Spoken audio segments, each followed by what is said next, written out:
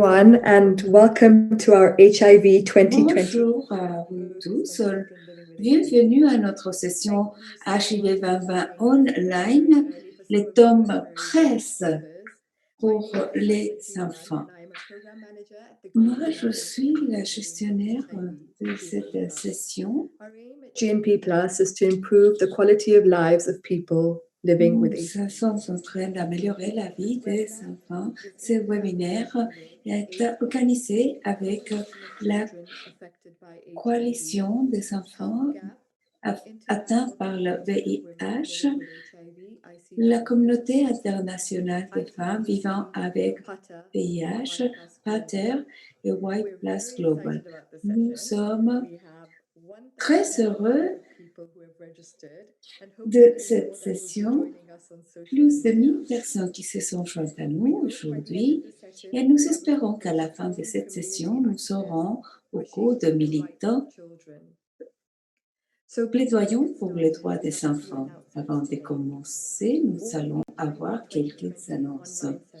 Toutes les sessions VIH 2020 sont disponibles en anglais, français, portugais, russe et espagnol. Afin de pouvoir choisir la langue de votre choix, suivez les instructions qui sont à l'écran. Veuillez choisir le canal audio pour la langue de votre choix, sélectionnez interprétation, puis la langue, coupez les sons originaux pour n'entendre que l'interprète.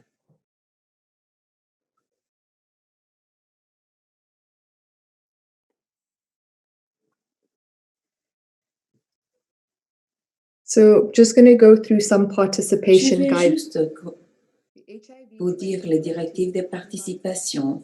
Les sessions HIV 2020 online offrent un espace sûr et neutre pour le partage de connaissances, d'expériences, de compétences et d'opinions dans le respect mutuel. HIV 2020 online applique une politique de tolérance zéro pour toute forme d'intimidation, d'harcèlement, d'utilisation abusive de langage et des expressions agressives d'opinion ou de tout autre comportement indésirable. Cela comprend pendant la session Zoom, les plateformes des médias sociaux HIV 2020, Facebook, Instagram, Twitter, YouTube, dans les webinaires Zoom ouvertes, le groupe de discussion des plateformes de réponses-questions Zoom ouvertes susceptibles d'incommoder panélistes, intervenants, traducteurs et participants. Les participants à la session qui commettraient une telle action seront retirés immédiatement sans préavis des hôtes. Cette session est transmise en ligne sur le site de Facebook. Évitez de partager des informations personnelles si vous ne vous sentez pas à l'aise étant donné de la traduction en ligne qui se fait. N'hésitez pas à poser des questions lors de nos sessions. Nous aurons quelqu'un qui puisse s'occuper de vous pendant la session. Nous voulons remercier nos modératrices, Maureen Meranga de l'Association Kenya, Florence de l'Afrique du Sud. Et maintenant, je te donne la parole, Maureen. Merci beaucoup, Seima. Bonjour à vous tous. C'est un plaisir de vous savoir aujourd'hui. Nous allons aborder des thèmes très importants et qui sont très près de notre corps aujourd'hui, qui demandent une réponse immédiate. Nous avons ce qu'on appelle le Kigali Declaration, la déclaration de Kigali, qui a eu lieu à ICASA 2019 à Kigali. Pendant cette déclaration, nous avons eu la participation de la communauté. Mais nous allons parler des faits où nous trouvons en ce qui concerne les enfants vivant avec VIH. Nous avons donc 1,8 million d'enfants âgés de 0 à 14 ans vivant avec VIH. Nous savons que les femmes enceintes et allaitantes séropositives ont besoin d'un soutien communautaire complet pour leur propre santé et santé de leur grossesse et précisément le type de service essentiel que le système de santé formel ne parvient pas trop souvent à fournir. Nous devons nous concentrer dans les soins des mamans et des mamans enceintes, qui est très important. Nous avons aussi la problématique liée à la couverture universelle, car elle n'est pas concrète, elle est creuse. Et normalement, les enfants séropositifs souffrent et meurent sans avoir accès aux points de soins, au diagnostic précoce du nourrisson et au traitement. La priorité accordée à la réduction de l'incidence VIH est ignorée, la définition de besoins urgents de traitement des enfants séropositifs. Nous avons une transmission de 12,7% au niveau mondial et nous pensons que c'est très victimisant et nous sommes dans cette transmission verticale. Seulement 12,7% des enfants ont accès à des traitements, donc nous parlons de cette 90-90-90. Mais la plupart des pays font bien, mais pour les enfants, ça reste très bas. Seulement 52% des enfants nés exposés au VIH ont accès à un test de diagnostic précoce. But for a child to know their status, sometimes it takes months. Pour connaître les statuts d'une personne adulte, ça prend 20 minutes, mais ça peut prendre des jours, des semaines, voire des années pour les enfants. Et ceux qui sont déjà testés ne reçoivent pas les traitements, donc ça, c'est très mauvais.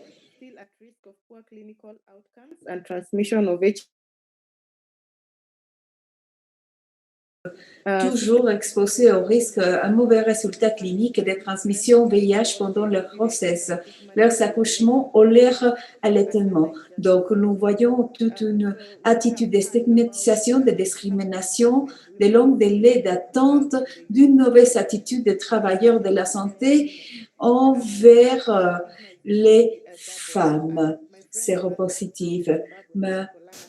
Mata Polana de Zimbabwe, mon ami, nous dit que d'ailleurs,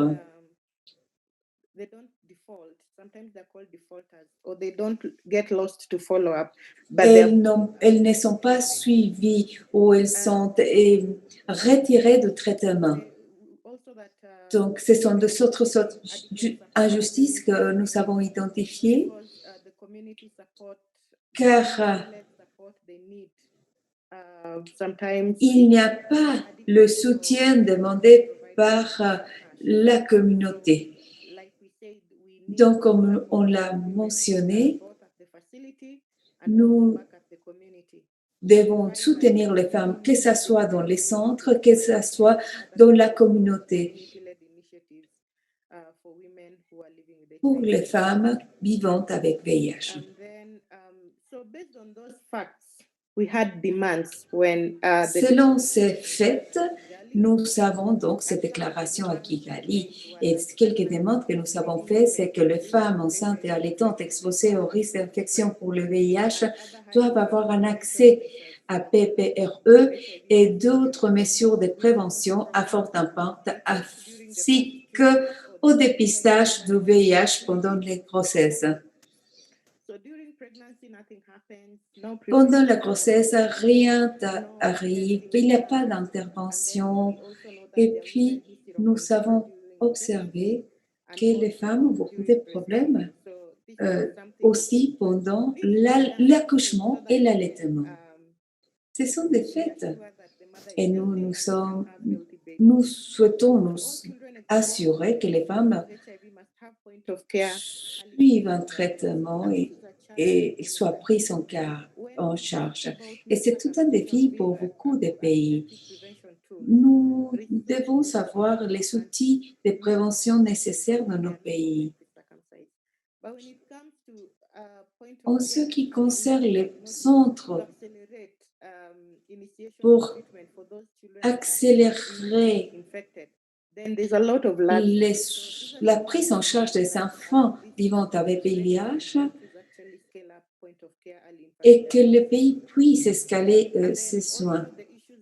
Il y a aussi violences physiques et sexuelles que nous observons lors des grossesses et nous demandons aux services de santé d'accélérer l'accès à la justice pour les femmes. Une autre de nos demandes, c'est que les enfants nés exposés au VIH doivent bénéficier d'un diagnostic précoce des nourrissons au point de service. Oui, nous voulons faire tout un fast track. Nous souhaitons diagnostiquer les enfants pour pouvoir les avoir en traitement parce que le nombre est trop bas, parce que le type de traitement, nous avons des enfants qui ont besoin de médicaments. Ils habitent dans des maisons où il n'y a pas de réfrigérateur, ils n'ont pas la température adéquate pour garder les médicaments et ça a un impact sur le traitement des enfants parce qu'ils n'ont pas la suppression virale demandée. Les enfants ont besoin d'être dépistés. Mais normalement, la tuberculose pédiatrique est un autre aspect qu'il faut aborder.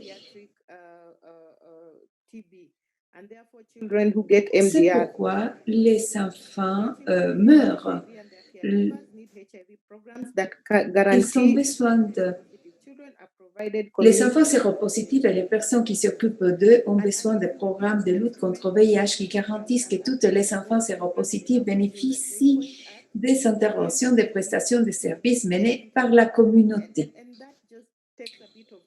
Et bon, ça demande des enfants qui sont dans le système, mais ça met à l'écart tous ceux qui sont nés dans les maisons et ça écarte aussi les enfants qui ont 18 mois. Donc, on doit développer des programmes nationaux et doivent élaborer des objectifs publics pour 2020 au niveau national, sous-national et local. Ça doit être détaché parce que nous savons que beaucoup de pays le mettent à 15 ans, mais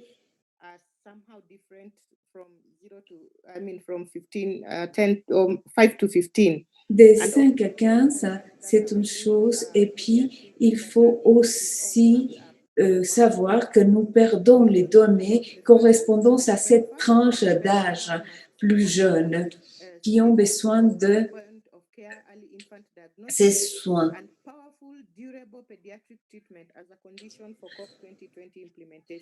Nous devons nous assurer de soutenir une intensification de EID au niveau pays. Nous devons avoir les objectifs de santé. Availing these commodities in the country qu'on ait tout ce qu'il faut pour les traitements dans les pays. Et puis, le Fonds mondial de lutte contre le sida, la tuberculose et le paludisme doivent aider les pays à utiliser les cycles de mise en œuvre 2020-2022 pour intensifier les points de soins et les traitements pédiatriques puissants et durables. Encore une fois, beaucoup de pays sont en train d'envoyer leurs demandes au Fonds mondial, car c'est une opportunité de plaidoyer et d'inclusion qui s'ouvre devant nous. Les compagnies pharmaceutiques devraient aussi mettre dans un coût abordable les médicaments pour les enfants. Et nous avons aussi des plans de recherche et développement solides pour des formulations de traitements améliorés adaptés aux enfants. Je pense que nous avons eu plus de 20 régimes qui ont été lancés depuis la découverte de VIH. mais le processus est très lent et c'est au tour des membres. Ce n'est pas admissible que ça continue ainsi jusqu'à présent. Nous devons sauver des vies. Donc, les financements devraient être disponibles. So this call is to Donc, cet appel, c'est d'avoir des ressources pour le traitement de VIH pédiatrique.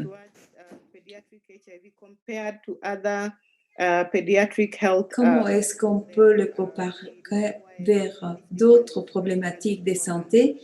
Et c'est pourquoi cette demande est si importante. Donc, notamment, ce sont les fêtes autour le VIH des enfants vivant avec VIH.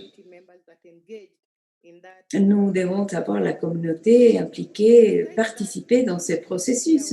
Et c'est toujours bien de savoir de ce qui se passe dans notre pays, quelle est l'image que nous avons, quelles sont les fêtes qui affectent qui atteignent les enfants et comment est-ce qu'on peut aller au-delà des objectifs qui sont déjà tracés au niveau mondial pour sauver les vies des enfants vivant avec VIH.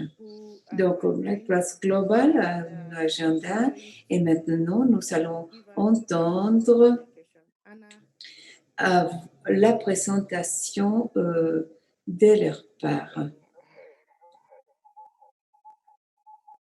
Hello everyone, thank you. Anna, vous avez la parole encore une fois.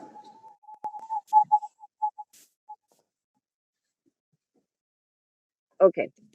Hi everyone, thank you so Bonjour much. à vous tous. Merci beaucoup pour une présentation si intéressante, extraordinaire, sur le travail qui doit être effectué en ce qui concerne le VIH. So around the work that needs to be done for point of care. So first, let me just introduce Moi, je vais vous parler sur les centres de soins. I am currently working with Je suis Anna Sango in Zimbabwe, et je travaille à Zimbabwe. and I'm also part of the Y Plus Network, which is the global network of young people who are living with HIV. Je fais partie du Global Pertinent and important. Il est extrêmement important le travail que nous faisons. Et pour moi, je suis impliquée parce que je vois la nécessité des femmes jeunes.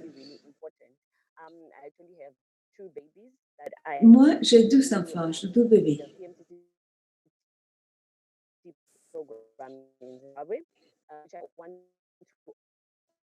Et je fais partie du programme et je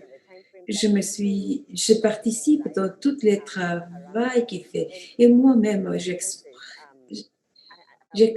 fait l'expérience de toutes ces angoisses qu'il y a autour et que les jeunes femmes doivent faire face lorsque les circonstances ne sont pas bonnes et que les initiatives ne sont pas mises en place dans les pays.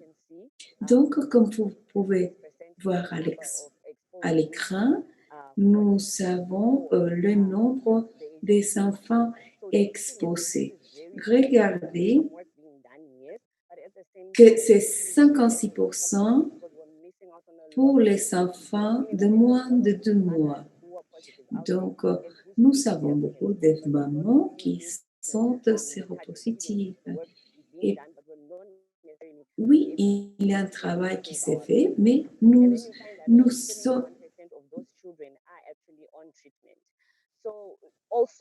n'avons pas considéré une partie de cette population. Regardez, de ces 56%, il n'y a que 71% qui reçoivent le traitement. Donc, il y a beaucoup d'enfants qui passent inaperçus.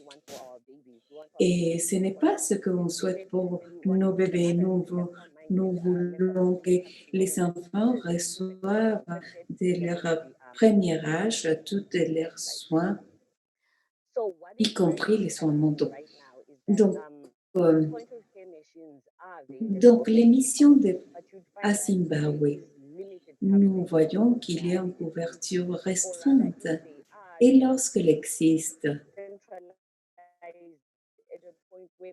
people cannot easily upload that in easier. les personnes n'ont pas un accès facile. Those children and these infants to be able to access such a service, but if it's not readily available or if Et it's s'il n'est pas disponible, affordability or if it's inaccessible, ou si c'est trop cher et ce n'est pas abordable, il y a donc des défis supplémentaires qui se présentent à ces exposed. There's more work that needs to be done.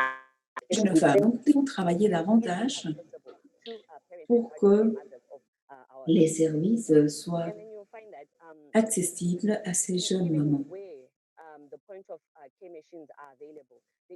Même si nous avons des centres de soins,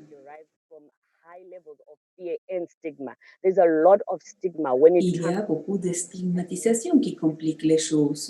first it's the internal stigma that the mother faces and also the D'abord, external stigma that is there because les stigmatisations they envision that internes et puis l'externe, their baby status they can automatically parce question their que status as a parent.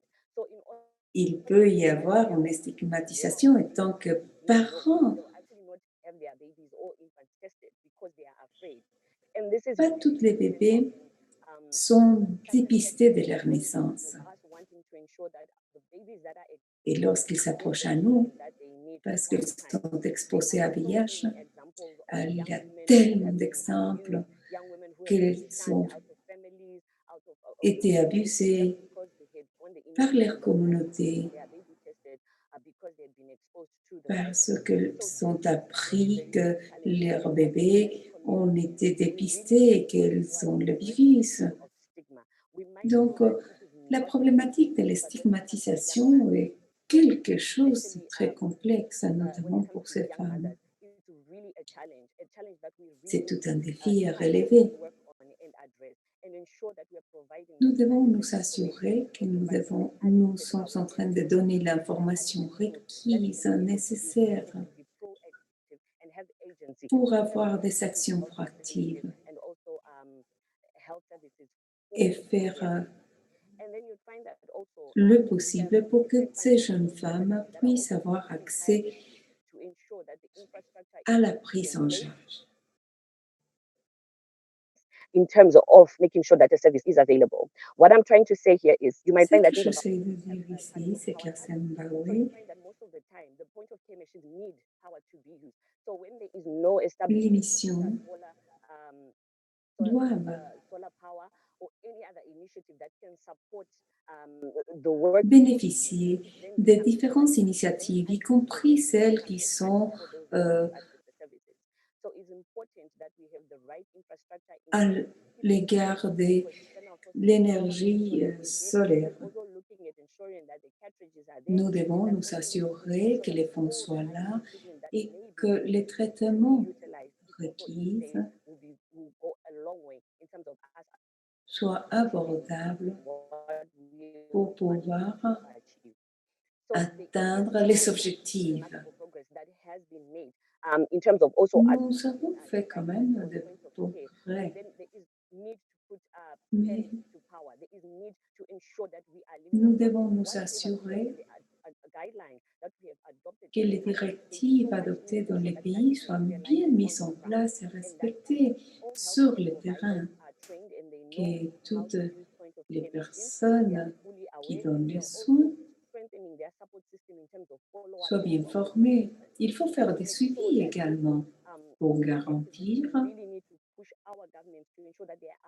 que nos gouvernements respectent ces directives pour que nous puissions atteindre les résultats souhaités. Nous devons donc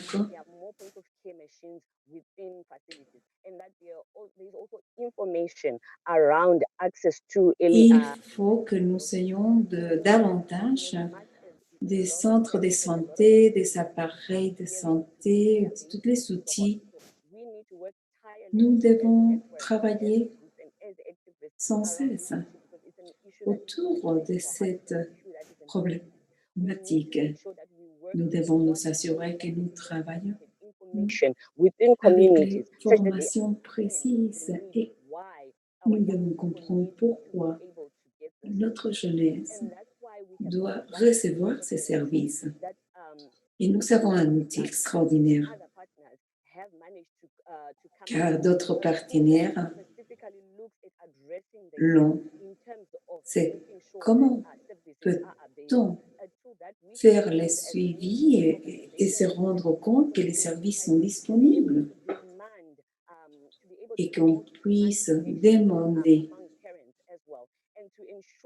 et travailler avec les parents et les prestataires de soins de façon efficace. Il y a des outils et puis on ne doit plus attendre, car il y a peut-être des installations qu'on peut déjà utiliser pour assurer que les personnes comprennent l'importance de garantir les services adéquats au moment précis, au groupe désintéressé précis.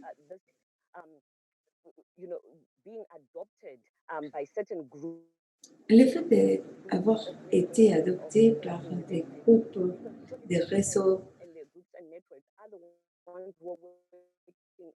et des organisations qui travaillent dans le domaine du VIH, ça va aider les communautés. Nous devons identifier so that we don't leave anyone behind. que tout le monde soit bien informé et qu'on ne laisse personne derrière.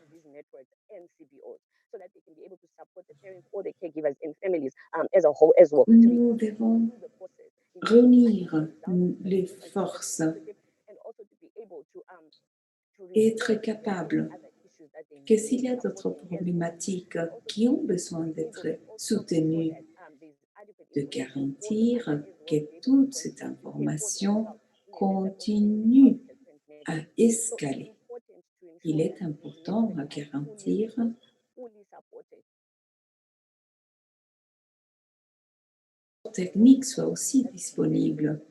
De techniques médicales, tout doit être présent en tant que service. Nous devons avoir la participation de la communauté envers les jeunes mamans, les pères célibataires, ainsi que toutes les communautés marginalisées, notamment dans les zones rurales. Young babies. And when we're making our interventions, when a mother is going to ANC, most of the time we are targeting the mother because she's the one who's Normalement, c'est la mère qui est l'objet des marginalisations ou de discrimination dans les zones. And then also having the Mais il faut penser aussi aux pères célibataires. Il faut garantir que le bébé soit dépisté. Parce que si on voit qu'il est atteint de VIH, il peut recevoir les traitements. Nous devons nous assurer d'être en contact avec ces zones rurales. Parce que des fois, les stratégies sont centrées sur certaines communautés, mais non pas sur les zones rurales. Et peut-être les personnes qui sont dans les zones rurales n'ont pas les moyens de se procurer un traitement.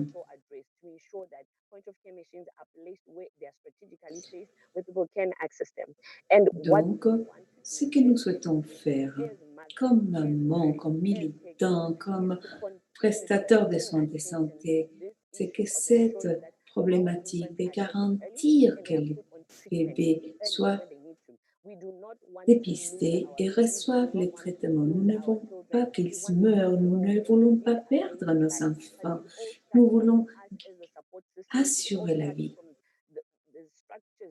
Mais tout ça commence par les structures qu'on soit capable de mettre en place. Nous Nous allons continuer à faire tout le travail qu'il faut pour que ça devienne une réalité. Thank you very much, Anna. Merci beaucoup, Anna, et merci beaucoup pour toutes ces recommandations. Jacqueline Okini, les femmes qui luttent contre le sida au Kenya. Jacqueline Okini.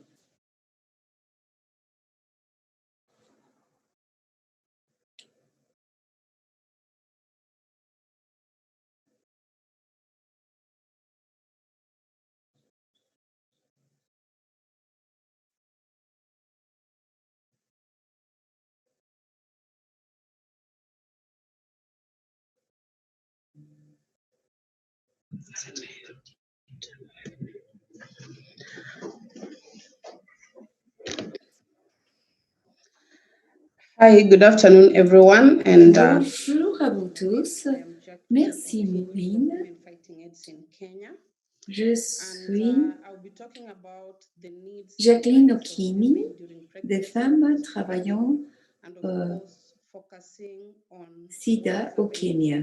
Je vais vous donner un aperçu de ce qui se passe au Kenya. Nous savons qu'au niveau mondial, nous avons des millions de personnes vivant avec VIH. Et de ce chiffre, sur ce chiffre, 2 millions sont des enfants. Donc, il faut s'occuper des besoins des enfants. Il y a tellement de choses à faire dans ces domaines pour que l'on puisse atteindre notre objectif, notamment à l'année 2020. Les femmes vivant avec VIH ont le droit d'allaiter leurs enfants. Malgré les progrès que nous avons faits en ce qui concerne les connaissances de la transmission ou la prévention de la transmission des mères-enfants, il reste encore beaucoup de mythes au sein de la communauté qui vont affecter terriblement comment les mamans qui vivant avec VIH voient l'allaitement. Nous croyons que toutes les femmes vivant avec VIH ont le droit d'allaiter leurs enfants pour le bien-être de la mère et de l'enfant également.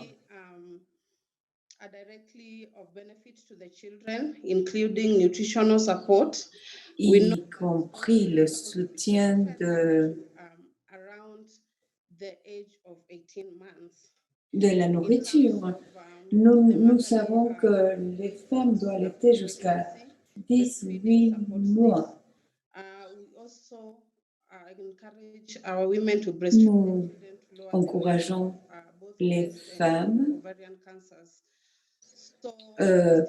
nous conseillons les femmes d'allaiter leurs enfants ici pour éviter des cancers et pour leur propre santé. Nous devons lutter contre tous les mythes existants entre le VIH, sa transmission et l'allaitement. Il y a une acquisition augmentée de VIH lors de la grossesse. Ce qui se passe, c'est que les femmes vont dans les centres, elles ont été dépistées. Après cela, il n'y a pas de tests effectués. Donc, entre la visite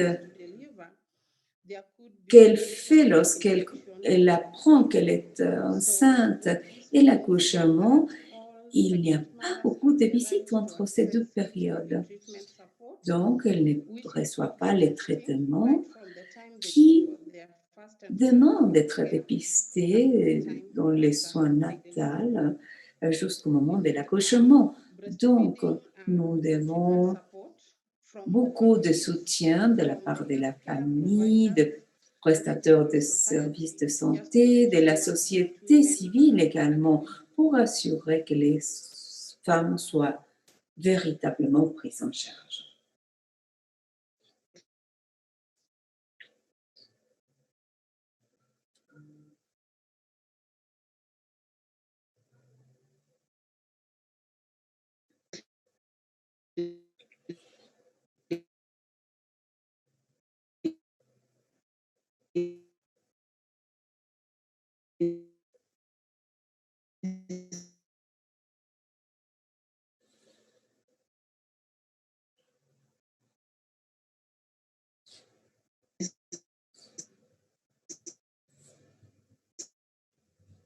supported.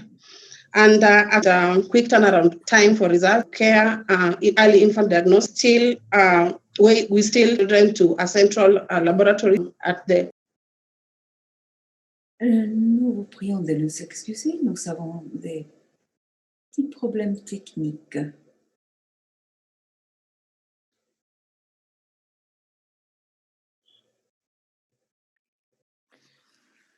We seem to be losing Jackie. Paraît-il que nous avons perdu Jackie. So I will continue with. Il y a eu une interférence, donc to on va demander à quelqu'un d'autre de faire son exposé le temps qu'elle peut à nouveau se joindre à nous. rights and needs of pregnant and lactating women. Donc, on va voir les besoins des femmes Some of the rights and needs allaitantes, quels sont les besoins et les droits. help women protect themselves Nous devons before protéger les femmes throughout breastfeeding period. pour qu'elles ne soient pas atteintes de VIH Women are tested just when they go to the facility. ni pendant la grossesse ni l'accouchement. During pregnancy, Pendant la grossesse, even those who feel des fois, ceux qui sont at risk are not provided for any qui sont au risque HIV prevention.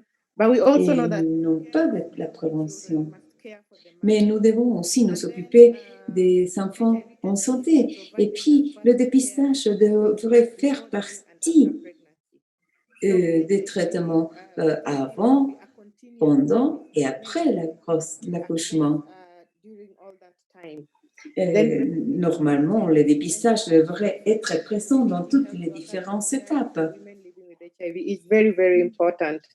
So we need women supported with Nous treatment, devons adherence counseling, pour les femmes, la nutrition requise pour elle et pour son enfant, et puis l'allaitement treatment cascade. And et la then cascade de traitements.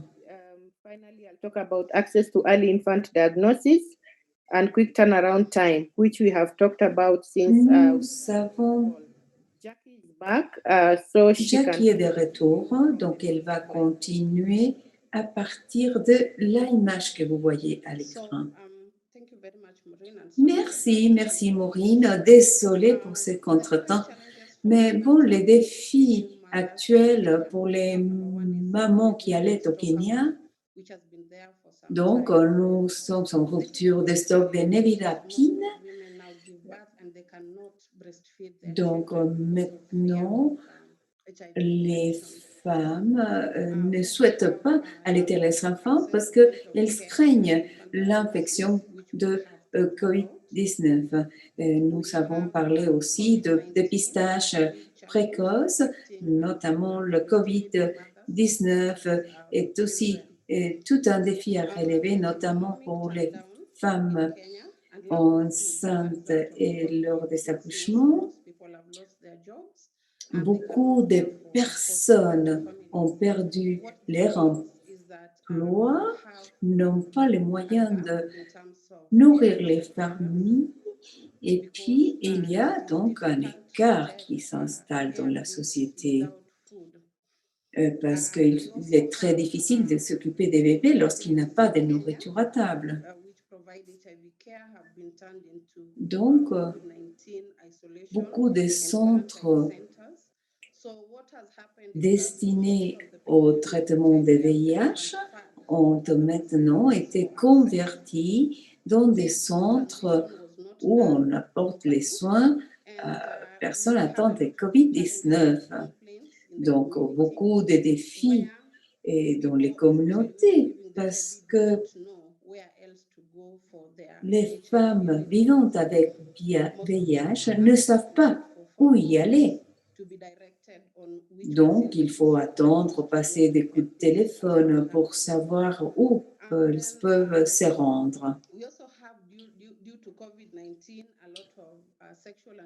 À cause de la COVID-19, beaucoup de violences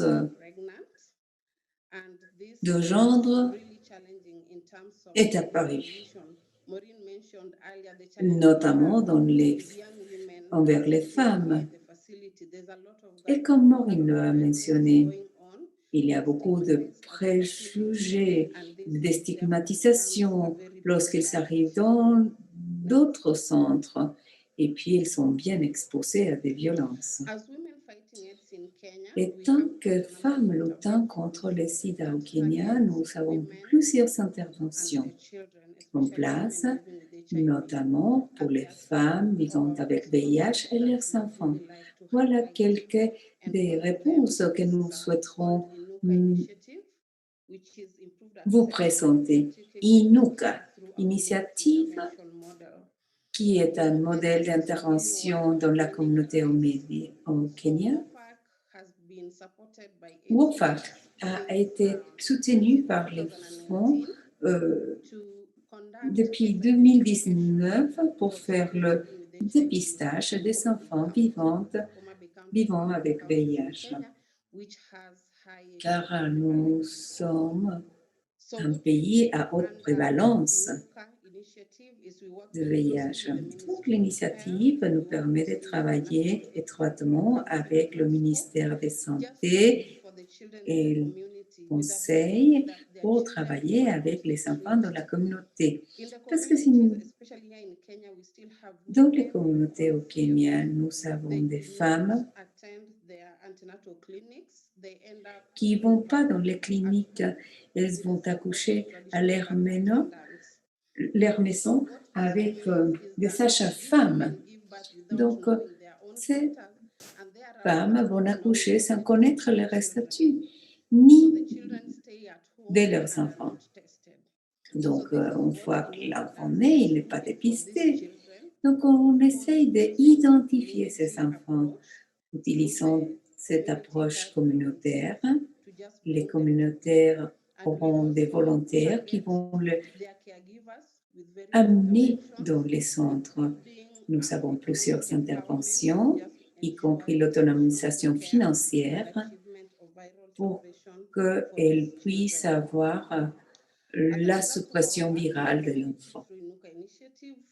Donc, par Inuka, nous nous sommes aperçus qu'il y a tellement d'écarts existants dans les communautés. C'est-à-dire que nous devons créer plus d'organisations de la société civile. Nous devons faire un appel beaucoup plus important auprès du gouvernement pour pouvoir identifier tous les enfants. À l'année 2019, nous avons pu identifier 572 enfants qui ne recevaient pas de traitement. Maintenant, nous nous sommes assurés de leur traitement. 624 femmes enceintes ont été identifiées pour pouvoir les dépister et nous avons pu les mettre sous traitement antiviraux. Nous avons, à cause de la COVID-19, des mesures de confinement, ce qui fait que l'accès à des services et des traitements de VIH soit limité. Beaucoup des agents de police sont violents envers cette population. Et lorsqu'ils s'aperçoivent qu'ils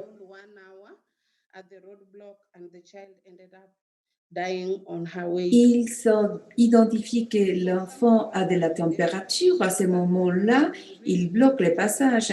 Et comment il faut passer au moins 1 heure pour se faire prendre la température, alors les enfants peuvent mourir entre-temps. Donc, nous faisons un appel au gouvernement, à toutes les organisations pour venir soutenir les communautés des initiatives communautaires pour apporter assistance aux enfants.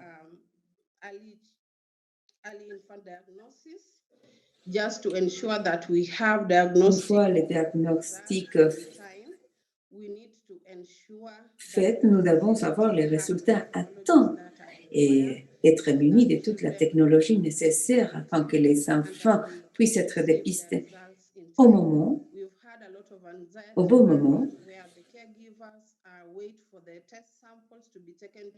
Et nous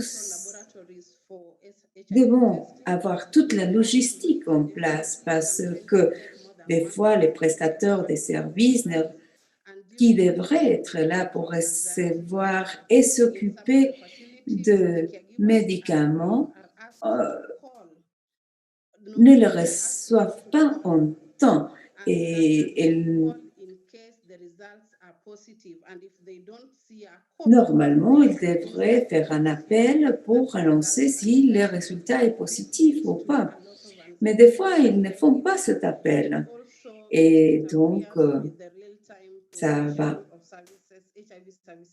interférer dans la qualité des services qui sont proposés et laissant les enfants et leurs mamans à risque. Community health service providers. Nous devons avoir des prestataires de services de santé qui reçoivent aussi du soutien, qui reçoivent de la formation pour qu'ils puissent avoir les connaissances, compétences nécessaires pour traiter les enfants. Je voudrais aussi souligner les droits de santé sexuelle et reproductive des femmes vivant avec le VIH au Where we were Kenya. engaged to work Nous nous on sommes the engagés à travailler avec la OMS. Il y a eu une action pilote menée à bien à Nairobi afin d'obtenir l'opinion des femmes vivant avec VIH pour connaître les types de services dont elles ces droits de santé sexuelle et reproductive respectent. Donc maintenant, elles sont devenues militantes dans leurs pays respectifs et nous souhaitons déployer ça à d'autres pays. À l'heure actuelle, il y a 6 pays participants dans cette pilote. Dans le cours de notre travail dans la communauté, un support psychologique est nécessaire. Et là, nous avons un écart très important également pour la soutenir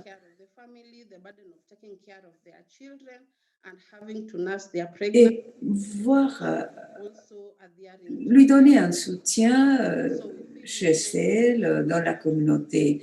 Nous devrons avoir une plateforme où on puisse réunir pour qu'elles puissent exposer les défis auxquels elles sont exposées. Donc, le groupe de soutien a été déjà établi. Malheureusement, nous n'avons pas beaucoup de soutien pour les garder en place. Nous souhaiterons demander à nos partenaires de soutenir des initiatives qui vont favoriser directement les femmes vivant avec VIH et les enfants vivant avec VIH pour qu'on puisse effectivement prendre en charge ces femmes. Je demande aussi l'inclusion des droits de santé sexuelle et reproductive comme nous l'avons inclus dans les stratégies de travail au Kenya.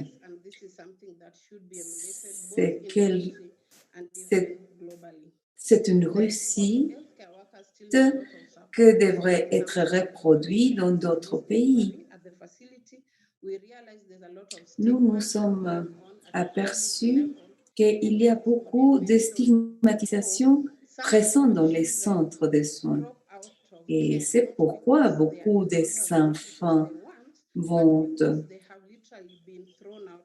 arrêter leur traitement, pas parce qu'ils le souhaitent, mais parce qu'ils ont été mis à la porte par ces prestataires de services. Et c'est pour ça que nous avons perdu un grand nombre des enfants qui recevaient leur traitement.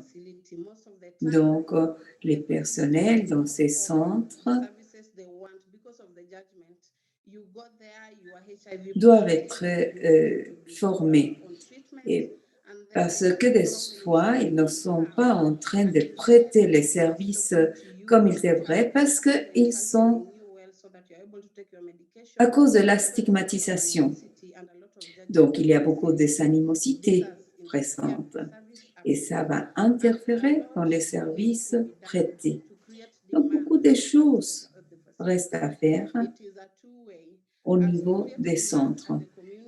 Nous devons demander à la communauté de participer, mais nous devons garantir aussi que les centres soient prêts à donner un bon service et que leur mentalité ne soit pas stigmatisante. Presentation. Merci Jackie, de très bonne présentation. Nous vous encourageons à continuer à poser vos questions par la fonction des questions-réponses dans les différentes plateformes. Donc maintenant, nous allons entendre à Shaline de l'association Shaline Donald. Je travaille avec Foundation et l'Afrique du Sud au niveau communautaire et puis travailler pour aider la future génération. AIDS Foundation South Africa. L'Afrique du Sud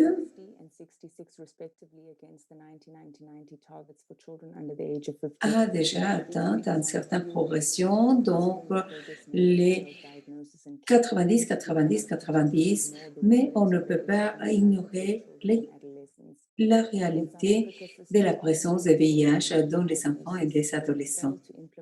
Nous n'avons pas implémenté un bon régime et puis nous devons prendre en considération les réalités, les stigmatisations, à éviter la peur d'une femme de pouvoir dépister son enfant et apprendre que son enfant a le VIH. Donc, nous avons des cliniques et n'ont pas accès à des services de santé. Et les enfants, souvent, ne reçoivent pas le traitement. Donc, comme résultat, que les enfants ne sont pas traités. Donc, l'adhésion devient donc difficile. Le manque de soutien psychosocial rend les choses beaucoup plus difficiles. La médication pédiatrique n'est pas accessible et il y a beaucoup de vulnérabilité dans ces populations.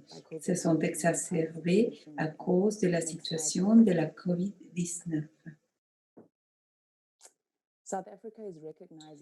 L'Afrique du Sud a été connue par sa collaboration entre la clinique et la communautaire.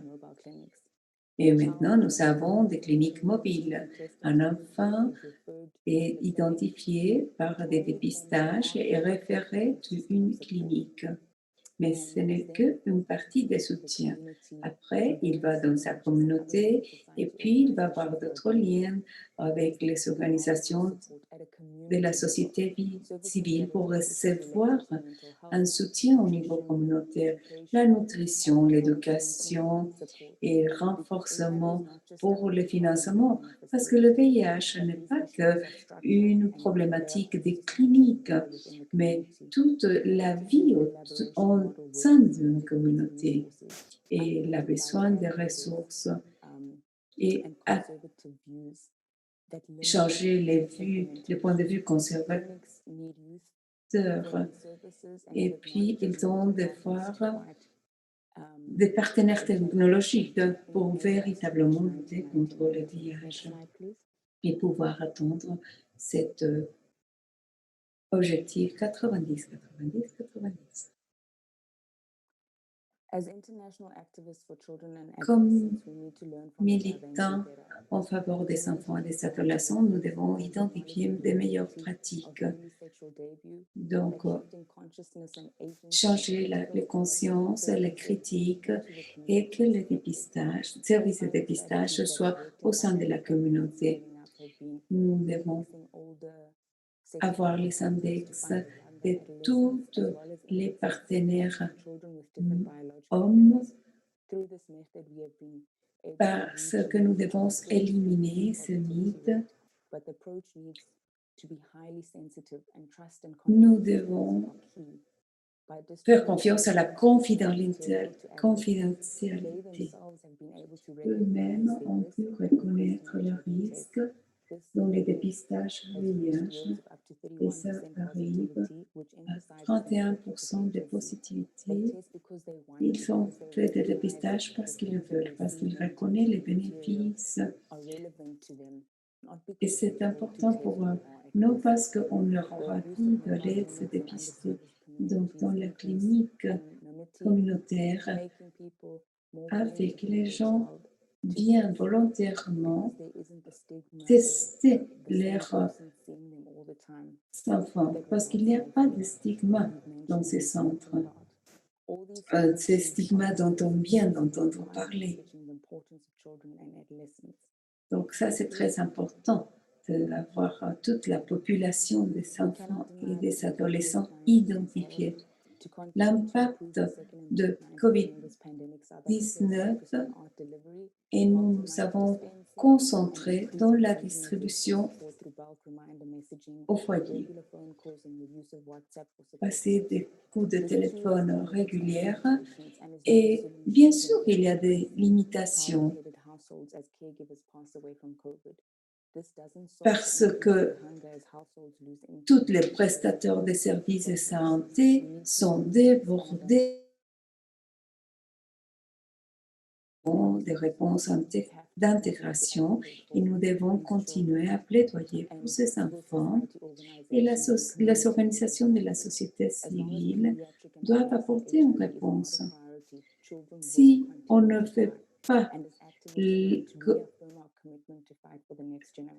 l'identification de VIH chez les enfants et les adolescents une priorité, ça va être très difficile pour nos prochaines générations. Merci parce que le plaidoyer est très important afin d'éviter que nos enfants continuent à mourir. Donc, notre dernier intervenant, c'est Alukola Adinde Boki, Afrocap Nigeria. Bonjour. Bonjour, comment vas-tu, Boki?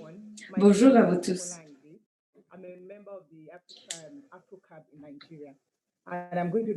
Je suis membre de Afrocab Nigeria.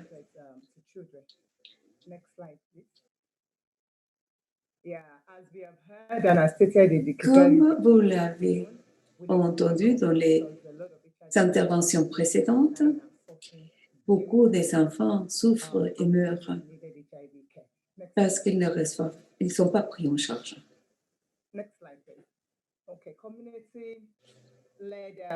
Service delivery. I just want to say that if you look at some Moi, of the je voudrais dire, j'ai mis quelques points importants dans cette image et les résultats que nous souhaitons obtenir lors d'une intervention VIH, notamment chez les enfants. Je vais parler de où nous avons des défis. Nous avons donc la réduction au niveau vertical de la transmission.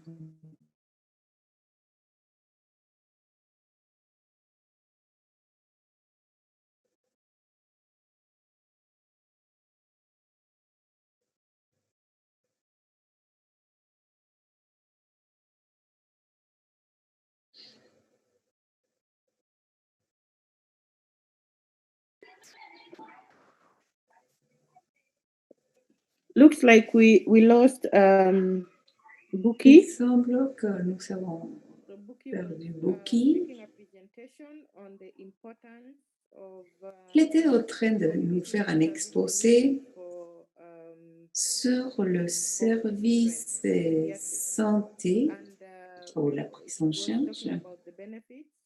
basée sur la communauté, ou dirigée par la communauté, pour réduire la transmission au niveau vertical de la transmission, avoir accès au diagnostic bon marché, réalisable et rapide. Et bon, voilà le type de diagnostic qui peut être effectué, mais pas nécessairement pour la personne qui va. Donc, il est plus facile de prendre en charge beaucoup plus de personnes. Ça nous permet d'avoir plus de services disponibles pour les enfants et les adolescents. Je crois qu'on a Buki à nouveau, donc elle va pouvoir continuer son exposé. Buki? Buki? Buki?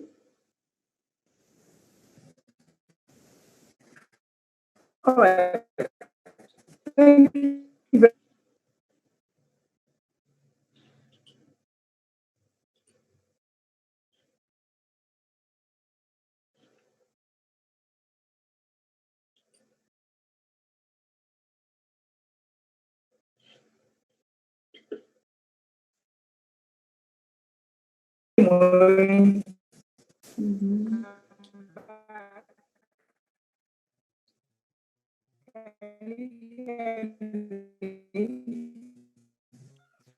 You're Hello? not very clear, Buki. Yes, yes. So Can we you hear have. me?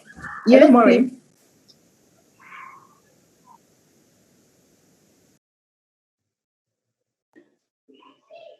Proceed, Buki.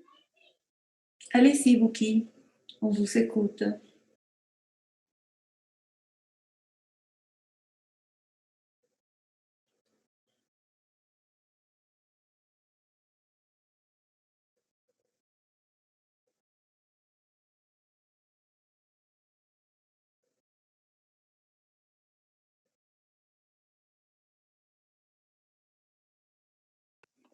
So it looks like we have lost Buki again. Semble-t-il I think there's a problem with the strength of our internet.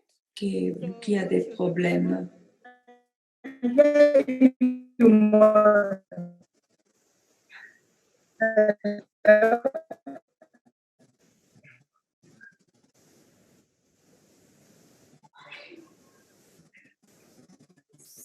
So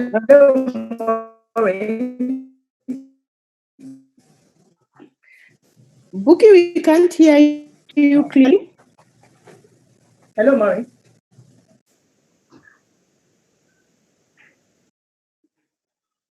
Hello? On ne peut pas écouter Buki.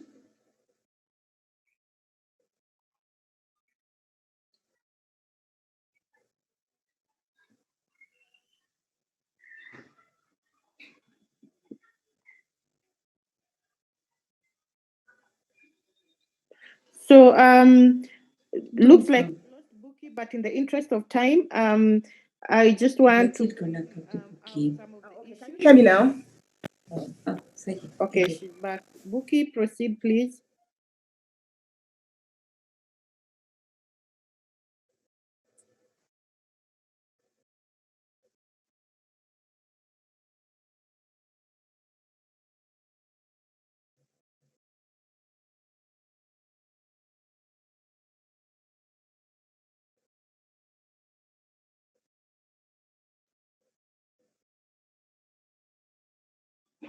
Is it me or okay? So what Buki was trying to present was around the importance of community-led service delivery for Donc, nous avons ici children living with HIV. les services dirigés par les communautés. Donc, voilà la réduction dans la transmission verticale parce que ce sont quelques des défis auxquels nous faisons face.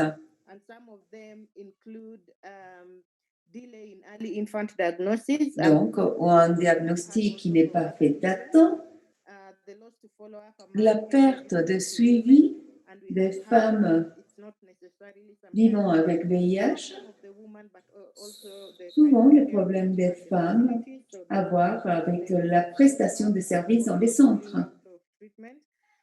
Et on voit comment elles peuvent quitter donc, les traitements à cause de cela parce qu'elles ne sont pas bien prises en charge. Nous avons aussi l'impact provoqué par la COVID-19 et puis le manque d'accès chez les enfants et les adolescents. Nous avons connu que beaucoup de nos programmes, la transition est très difficile, notamment avec la COVID-19. Nous avons un modèle communautaire, mais il n'y a pas un qui soit adapté pour la prise en charge pédiatrique. Nous avons aussi des défis très importants à relever chez les adolescents. Les bébés nés avec VIH. Souvent, ils ne sont pas dépistés, donc on ne sait pas qu'ils sont atteints de VIH et à cause de cela, ils ne reçoivent pas le traitement. Je pense qu'avec... Maintenant, on peut continuer.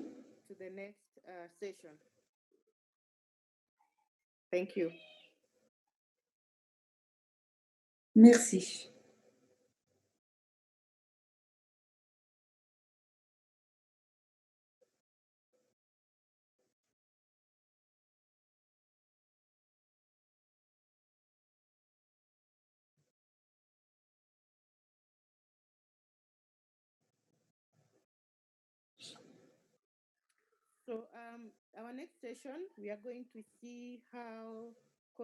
Maintenant, nous allons voir comment la COVID-19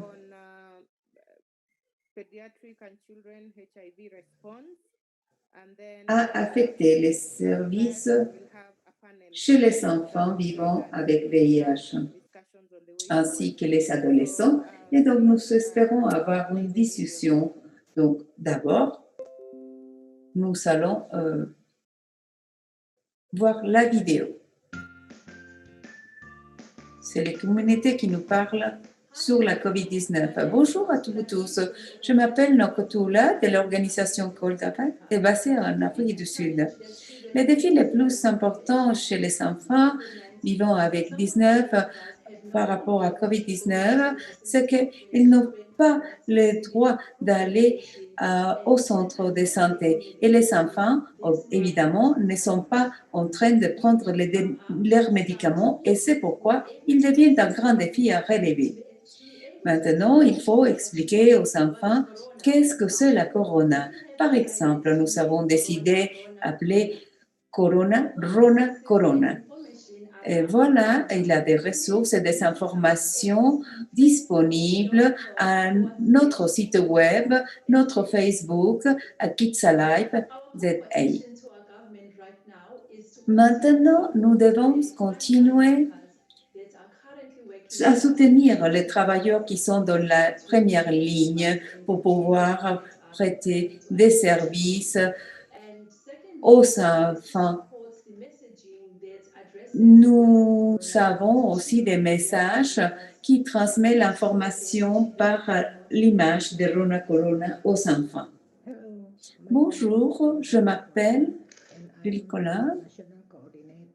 Je suis coordinatrice nationale pour les femmes qui travaillent avec VIH en Indonésie. Nous faisons face à des problèmes de rupture de stock de médicaments cette année, moins de services Nous devons faire de la plaidoyer vis-à-vis du gouvernement, des médias, entre autres. Les femmes et les enfants vivant avec VIH, la situation de COVID-19 a rendu leur vie beaucoup plus difficile, ainsi que toute la situation économique qui est devenue plus difficile aussi. Notamment, les femmes qui vont accoucher ne peuvent pas avoir dans son service de sécurité sociale, donc elles seront dans un autre hôpital qui n'est pas pris en charge par la sécurité sociale, et donc c'est tout un danger, autant pour la femme que pour l'enfant. Nous n'avons pas accès au traitement, notamment pour les enfants, mais aussi en Indonésie, nous avons la problématique non seulement pour les enfants, mais aussi pour les mères et pour les personnes âgées, car elles n'ont pas en train de recevoir leur traitement comme d'habitude.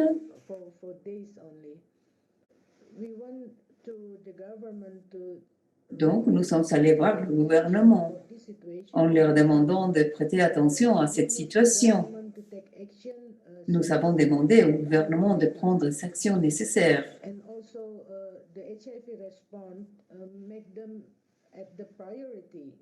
Et qu'ils puissent considérer la réponse au VIH comme une priorité. Elle doit être considérée, prise en compte au niveau national.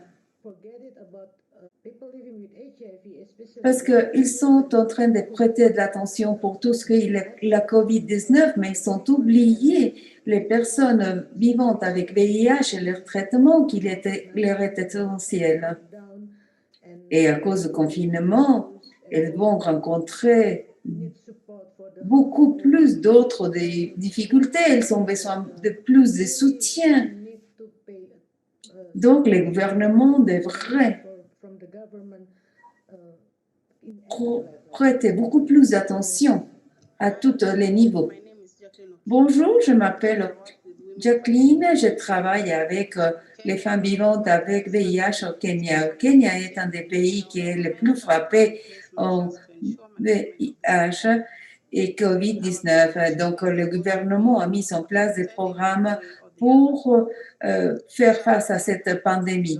Mais il y a beaucoup de personnes qui, à cause des mesures, ont perdu leur emploi ou ils ont fermé leur commerce. Normalement, les personnes qui s'occupent des soins de santé des enfants vivant avec VIH ne sont plus disponibles. Et puis, les médicaments antirétroviraux ne sont plus disponibles. Et tant qu'organisation, nous voulons faire un appel au gouvernement pour soutenir ces foyers les plus démunis, les foyers qui ont des enfants vivant avec VIH, et puis aussi ces foyers qui sont tenus par les enfants, qui n'ont pas à qui aller demander de l'aide. Les gouvernements de Kenya. Nos enfants prendre des risques s'ils n'ont pas des aliments pour se nourrir et s'ils n'ont pas un centre qui va les prendre en charge. Nous vous prions gentiment de prendre soin de ces enfants pour qu'ils puissent vivre des vies en santé. Merci.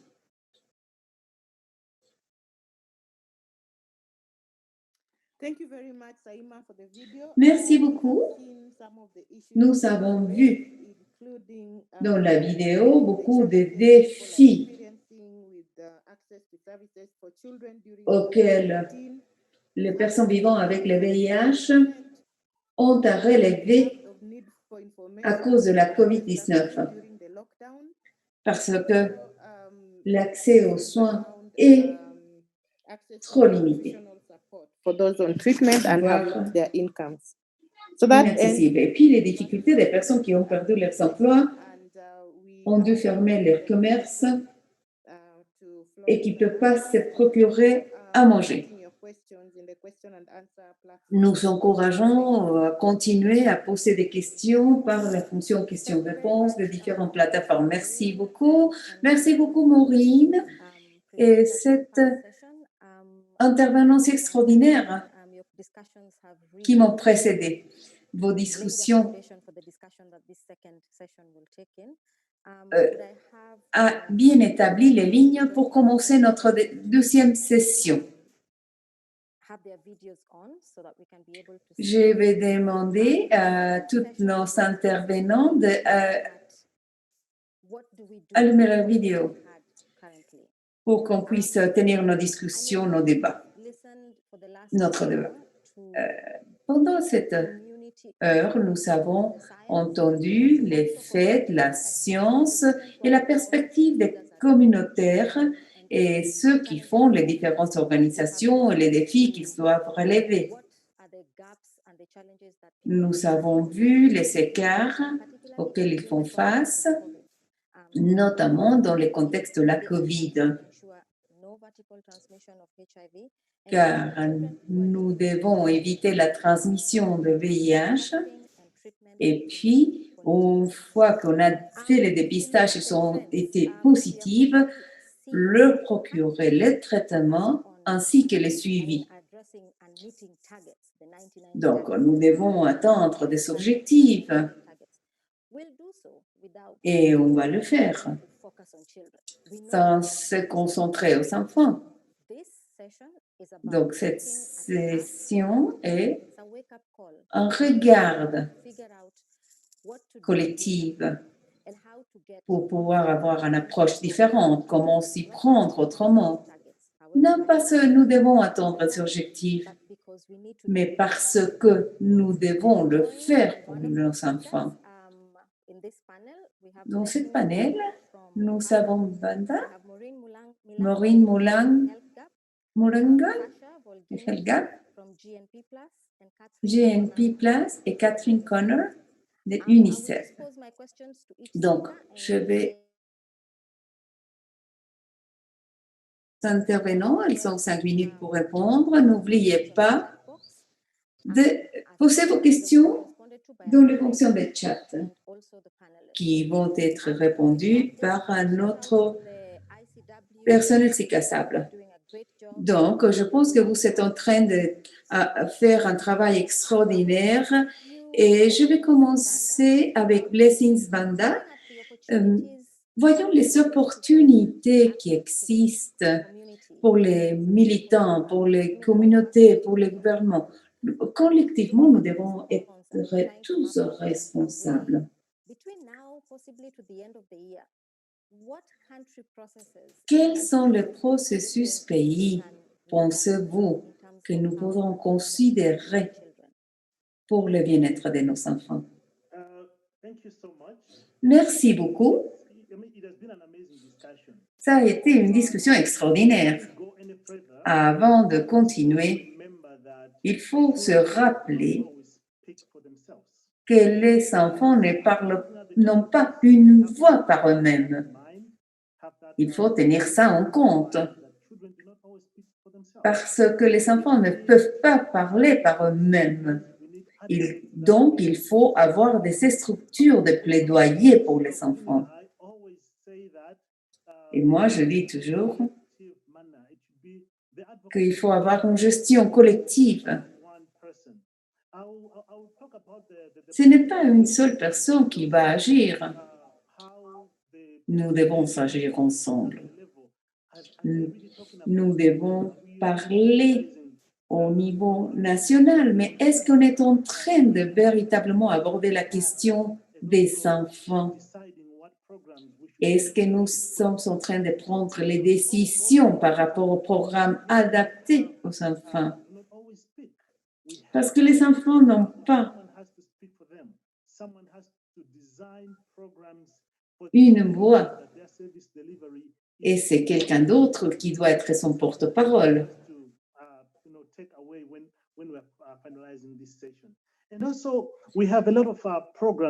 Nous avons beaucoup de programmes qui doivent être plaidoyés.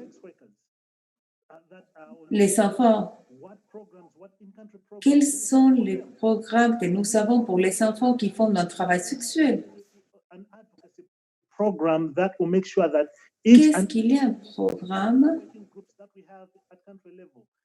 qui considère ça dans tous les groupes de travail et dans tous les programmes que nous avons?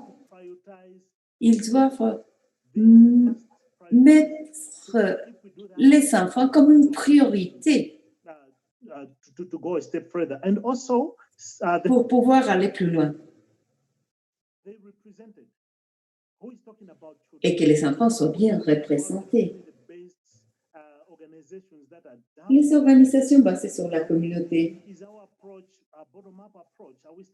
c'est une approche du bas vers le haut.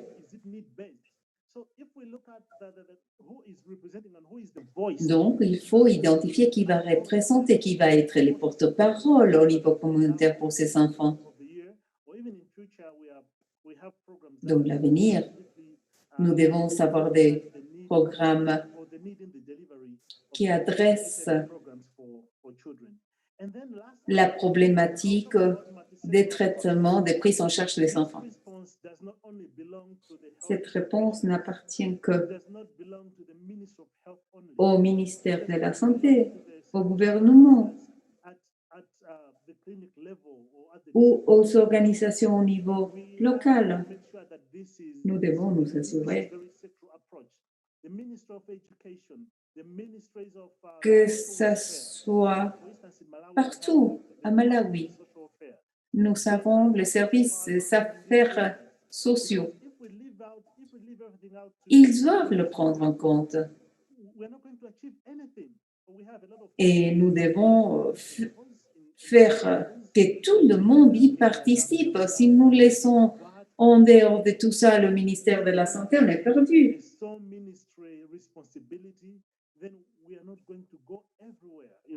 Mais si on dit que c'est que la responsabilité du ministère de la Santé, on n'ira nulle part. Donc, il faut travailler à avoir plus de participation. Ici, au Malawi, tous les groupes de travail technique devraient gérer des programmes VIH pour les enfants. Il faut aussi tenir en compte la nutrition. Personne n'adresse ce thème de la nutrition. Tout doit venir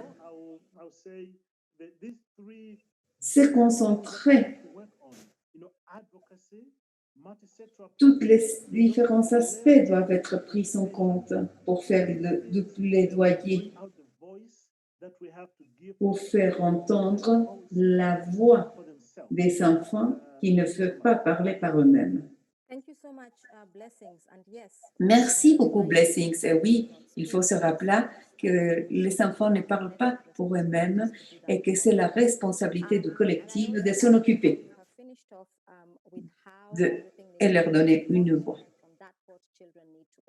Et oui, il faut faire un paquet qui intègre tous les besoins des enfants pour qu'ils puissent être dépistés et que l'accès à leur traitement soit bien suivi. Nous savons très bien qu'il y a des ressources qui dirigent ou qui sont envoyées au centre pour les traitements, pour les rendre disponibles, cette prise en charge pour les enfants. Mais Maureen, une question similaire. Quelle est l'opportunité que nous avons pour vraiment avoir accès à tout ce le Fonds mondial et qu'on puisse aussi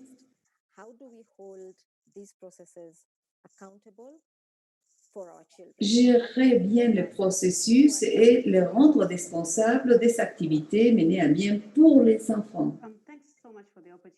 Merci pour l'occasion que vous m'accordez. Pour commencer, beaucoup d'entre nous dans cet appel, nous savons que le Fonds mondial est le fonds le plus grand pour les traitements accordés dans l'Afrique subsaharienne. Dans ces ressources, nous avons de la réponse au VIH pour les enfants. Malgré toutes les réussites que nous avons eues,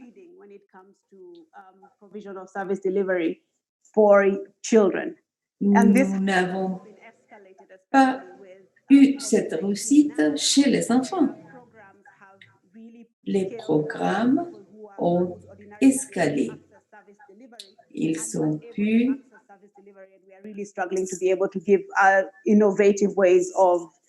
Maintenant, nous savons qu'avec la pandémie, les personnes n'ont pas pu être prises en charge. Maintenant, il faut être créatif, il faut voir la façon comment on peut distribuer ces soins. 155 millions d'enfants, ils ont dépensé 160 millions de dollars. Si on voit que les plans opératifs des pays dépensent davantage chez les enfants, mais maintenant, nous voyons qu'on ne veut pas faire plus pour les enfants parce que ça coûte trop. Il y a des systèmes de laboratoire que maintenant, ils ne veulent pas changer parce que c'est trop coûteux. Et c'est ici où les communautés et notre plaidoyer, notre militance deviennent très importantes. 3 mois, on voit qu'ils n'atteignent pas les objectifs chez les enfants. Nous devons faire appel au plaidoyer pour les enfants. De ceux qui veulent participer dans les plans nationaux.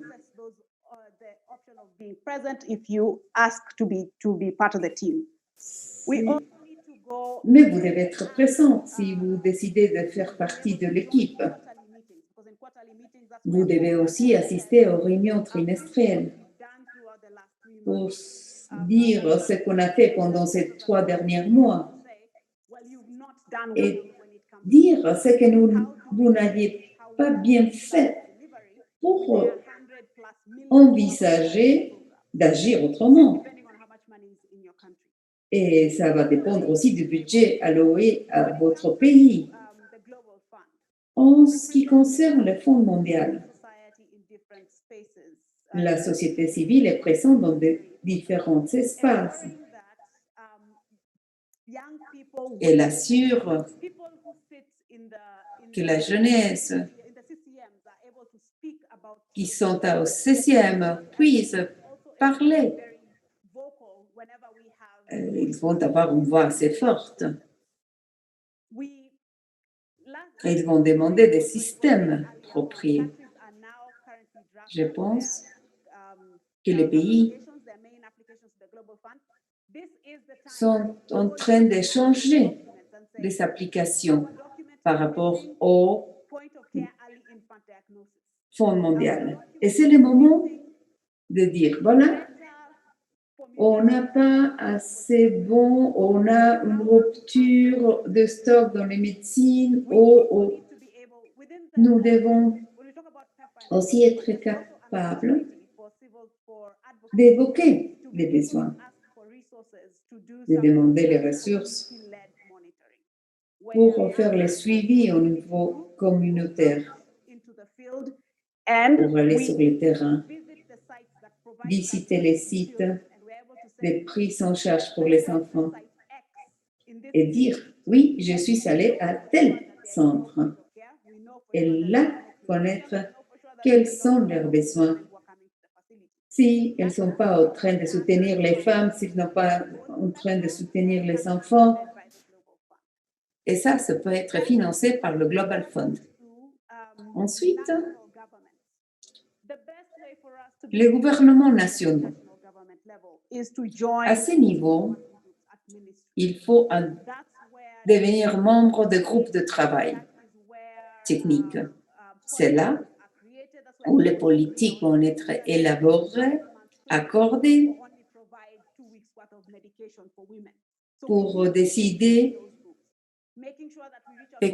ce qu'on va donner aux femmes. Donc, participer à tous ces processus à Serviano, c'est extrêmement important. Il faut investir davantage en VIH. 90% de nos programmes sont en train d'être financés par l'international. Nos gouvernements ne font pas assez et nous devons garantir que nos pays puissent financer le traitement de VIH et mettre en place des bonnes politiques. Lorsque Jackie parlait, elle a évoqué une dame qui avait été arrêtée. Donc, il faut accorder la permission à tous ceux qui sont atteints de VIH d'avoir des privilèges d'accès au centre. Donc, on essaye de provoquer ces changements, demander que ça se fasse. Going forward, Maureen Muranga had actually said in the beginning, Maureen et Brenda as partners listed in this, ont dit que comme partenaires dans cette trajectoire, nous avons cette déclaration de Kigali. a lot of acceptance from communities. Il y a eu une grande acceptation de la part des communautés. Really struggle to make sure that there's a lot of improvements in outcomes for children, despite Nous souhaitons avoir beaucoup d'améliorations faites par rapport aux enfants Kigali session. So we are asking the dans people, cette déclaration.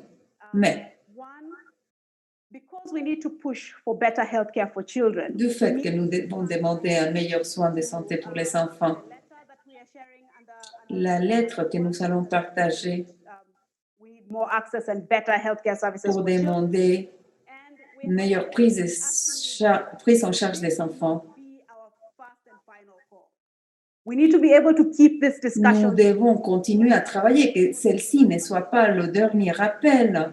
even more in depth across multiple countries with multiple issues. Débattre plus en détail les problématiques de chaque pays. Le mois de septembre, le 3, moi, j'aimerais bien vous donner plus de détails. Thank you very much, Maureen. And yes, Oui, Maureen, oui, évidemment. Nous allons partager les liens pour la déclaration, le statement, le call, et pour continuer avec cette discussion, ce débat. Sacha Bulgina, pouvez-vous nous dire, pour tous ceux qui ne connaissent pas, quel est le plan d'action VIH que vous savez et nous dire ce que nous pouvons faire au sein de cette plateforme que veut influencer la vie des enfants vivant avec VIH et avec qui on doit travailler pour agir en faveur de ces enfants. Cette plateforme et ce plan est lié à tout ce qui vient d'être évoqué. C'est vraiment rendre responsable à tous les participants Non seulement le donneur des fonds important que sont là, nous savons aussi la participation des pharmaceutiques. Il est important que nous fassions le plaidoyer avec eux aussi, de tous ces partenaires, que tout le monde ensemble, tous les partenaires, les intéressés, puissent soulever la question. Je pense que nous pourrons dire que lors des urgences qui puissent surgir, nous devons recueillir des données et ensuite en discuter autour des tables. J'ai déjà essayé, ça marche. Et les intéressés, les partenaires aussi, ils réagissent. Il y avait des choses non résolues au niveau régional. Maintenant, avec leur participation, on va pouvoir les résoudre. Et puis, il faut les rendre responsables aussi. Chacun devrait émettre un rapport lors de cette réunion du progrès fait par rapport à l'engagement pris. Ils vont avoir des engagements dans le plan d'action établi. Donc, il faut qu'ils se préparent et puis nous préparons les questions qu'on va leur poser par rapport à l'engagement qu'ils ont pris. Lorsque j'entendais le webinaire, il m'est venu à l'esprit qu'on peut construire les stratégies et faire participer des différentes organisations civiles. Nous pourrons essayer de faire des stratégies conjointes. Dans les autres PCB boards, nous devons nous préparer et discuter nos stratégies. Mais semble-t-il que nous devons comprendre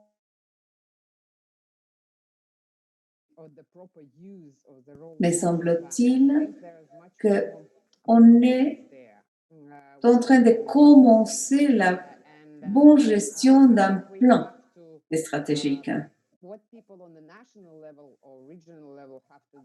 Ce que les personnes au niveau national ou régional doivent faire, c'est de contacter les organisations. Des fois, ils devraient parler de leurs inquiétudes et leurs défis. Nous devrions travailler plus ensemble, parler plus de ces stratégies. Si on travaille avec l'UNICEF et d'autres organismes internationaux de façon plus étroite, on serait mieux compris et on rapporterait plus de succès.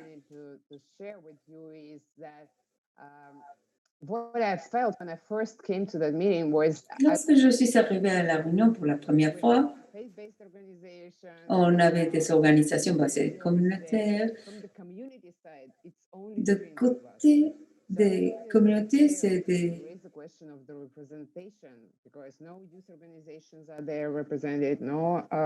Si on n'a pas la représentation des organisations des usagers et au niveau communautaire,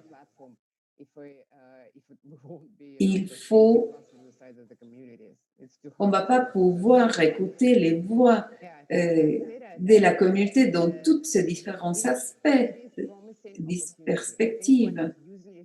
Mais semble-t-il qu'on n'est pas en train de l'utiliser à 100%. Donc, on devrait faire les choses d'une façon plus à bon escient.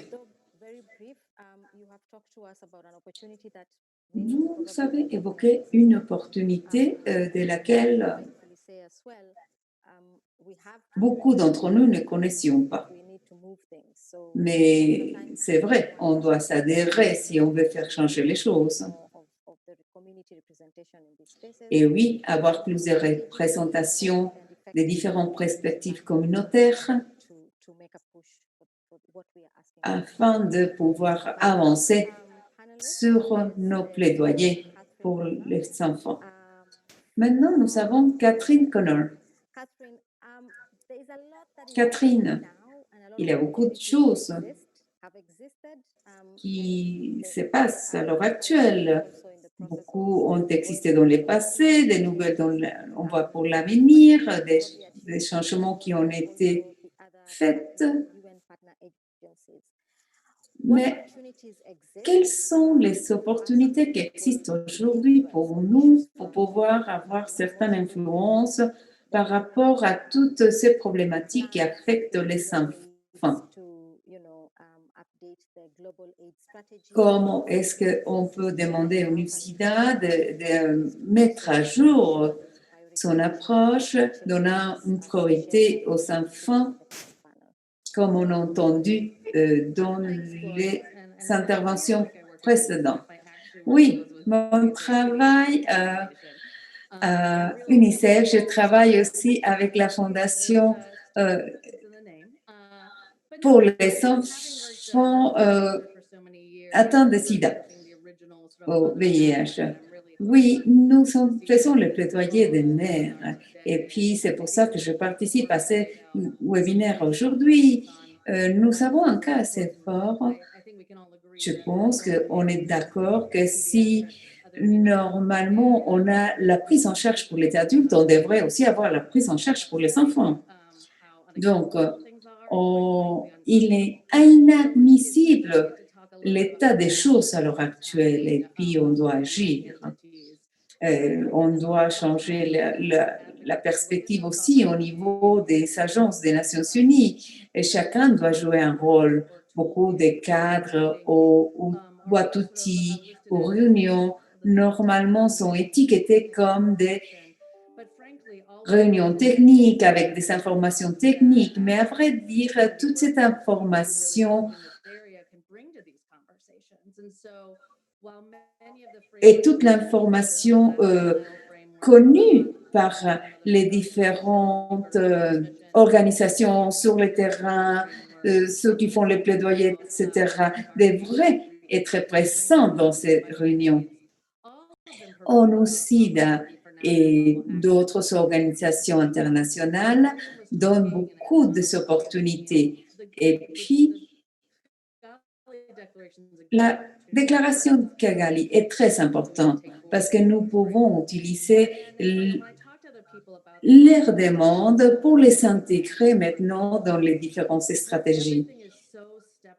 Tout est par rapport à un stage, une étape à suivre. Il n'y a pas une intervention qui soit intégrale. Nous avons plus de financement, de meilleures technologies, plus d'excellence sur le terrain, et puis le faire pendant toute la période, avant, pendant la grossesse, après la grossesse, et puis le suivi. Donc, il y a 3 choses que je voudrais encourager les personnes à faire qui ont un bon déroulement. Donc, d'abord, faire le lien entre la communauté, leurs connaissances et les comités techniques et ces réunions techniques, parce que chacun va avoir une façon différente sur la prise en charge. Mais changer la conversation. Et ils ne vont pas avoir un fin de l'histoire de comment est-ce que, si tu n'apportes pas la perspective de la mère qui passe pour cette expérience, ou l'enfant, comment est son expérience, il faut l'intégrer dans toutes ces conversations. Donc, me semble-t-il que l'évidence à un niveau communautaire de comment les professionnels de la santé ont mis en place la technologie, comment les mamans apprécient cette technologie. Est-ce qu'on leur procure plus d'informations? Comment cette information qu'on les procure est-elle utile? Et donc, on devrait avoir un engagement plus utile au niveau des ministères de la Santé pour les solutions au niveau pays, au niveau national, parce que on reçoit tous ces manuels au niveau global, etc., mais au niveau national, ça ne s'adapte pas. Donc, si il faut avoir des conversations si on veut vraiment avoir une boîte utile qui soit utile. Alors, comment est-ce que ça devient important? Parce qu'on n'aura pas une solution qui va s'appliquer partout pour tous. Et notamment, nous avons une différenciation entre les prises en charge des adolescents et des enfants. Donc,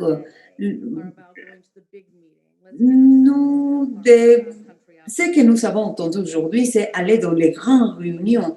Mais beaucoup de petites choses peuvent se faire.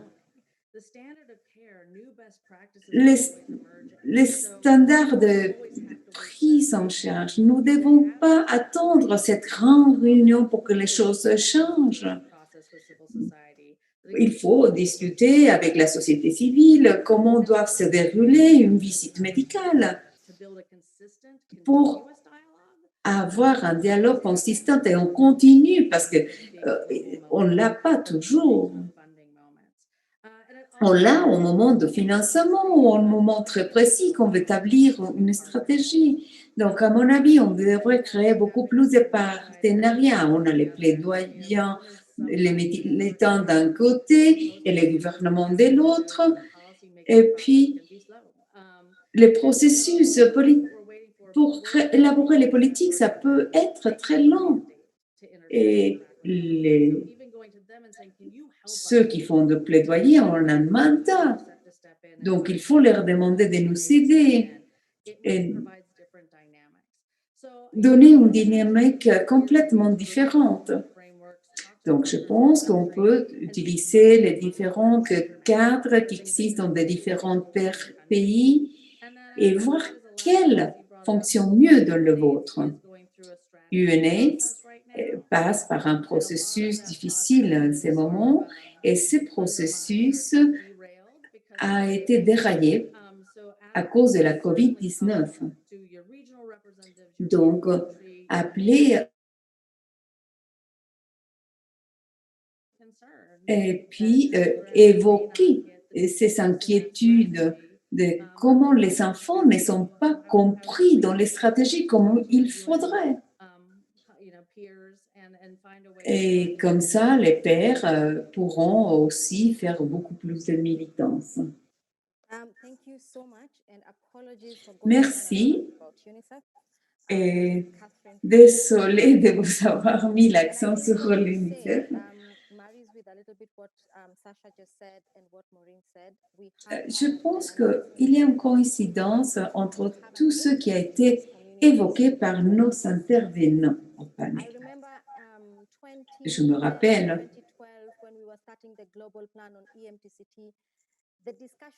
les discussions que nous avions au niveau communautaire, c'était simple. Les objectifs mondiaux étaient là et on allait travailler comme équipe pour atteindre ça. Nous voulions que les gouvernements s'adhèrent, qu'ils réduisent les infections par un tel pourcentage et sauver quelques vies. Et oui, on était tous motivés, tout le monde y allait dans l'action pour pouvoir atteindre ces objectifs. Et oui, c'est vrai que beaucoup de ces réunions sont trop techniques pour beaucoup de nous, mais il faut encourager les personnes à y participer. Me semble-t-il qu'il nous reste 10 minutes. Je veux juste faire une petite synthèse et je vais demander à mes collègues de faire une petite synthèse également. Je pense que cette discussion a été très bonne. Et si vous n'êtes pas plein d'énergie en ce moment et dire oh oui, comment je peux m'y prendre autrement, à quel niveau je vais travailler, donc Je pense que vous pouvez aussi participer à nos autres calls, nos autres appels pour vous encourager davantage. Nous avons l'obligation d'être les porte-parole des enfants dans tous les espaces. L'expertise technique de toutes les organisations et des équipes, on devrait les concentrer pour pouvoir établir nos objectifs, avoir des réponses pour les enfants et critiques. Nous devons véritablement de donner l'occasion aux enfants d'être pris en charge pour améliorer leur vie. Maureen, je vais te donner la parole pour tes derniers commentaires de cet appel. Merci beaucoup, Florence. Oui, je crois que la conversation a été fort intéressante. Vraiment, ça fait bouger nos méninges. Ça nous motive à continuer dans les plaidoyers pour les enfants. Nous constatons que nous avons beaucoup de travail qui reste à faire. Oui, nous avons donc cet écart de santé. Ça peut être abordé dans l'autre appel que nous ferons. Donc, au niveau des financements, nous avons vu qu'il faut faire d'inclure les communautés dans la réponse. Nous avons entendu de prendre des chemins non traditionnels parce que maintenant, nous devons avoir une logistique pour faire la distribution au foyer directement et non seulement au centre. Nous devons travailler différemment pendant la COVID. Et donc, ça, c'est un scénario qui doit nous faire réfléchir. Qu'est-ce qui va se passer demain si nos enfants ne sont pas pris en charge? Et comment agir, non seulement pendant la COVID, mais dans d'autres urgences également? Je sais que ce n'est pas la fin du dialogue. Nous devons participer davantage dans les dialogues pour les enfants. Nous devons avoir beaucoup plus de personnes participant au niveau national